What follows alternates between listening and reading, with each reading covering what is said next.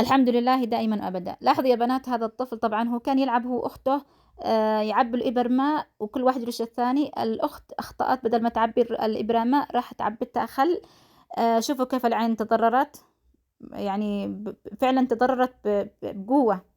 طبعًا هذه إمم، الصور إمم، بعد ما أخذوه المستشفى وقالوا إن القرنية شِبه تالفة ويحتاج إلى زرع قرنية في الخارج، وأنتم عارفين تكلفة السفر والعلاج في الخارج.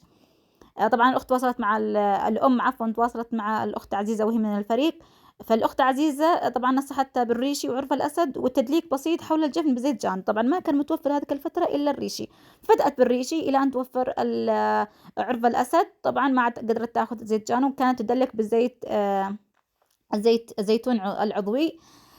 طبعًا الحمد لله رب العالمين تقريبًا في خلال شهر بعد فضل الله سبحانه وتعالى، الأم تتصل على الأخت عزيزة وتبشرها إن الجفن افتتح، وبدأ الطفل يشوف بشكل تدريجي بفضل الله سبحانه وتعالى، طبعًا بشكل يعني كبير جدًا، وهذه الصورة إن شاء الله الآن الصورة اللي حتنزل لكم هي بعد استخدام المنتج.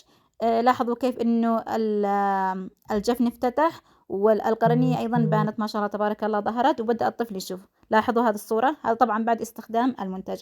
طبعًا هو الطفل الآن ما زال في مرحلة التشافي إن شاء الله، دعواتكم له بتمام الشفاء والعافية.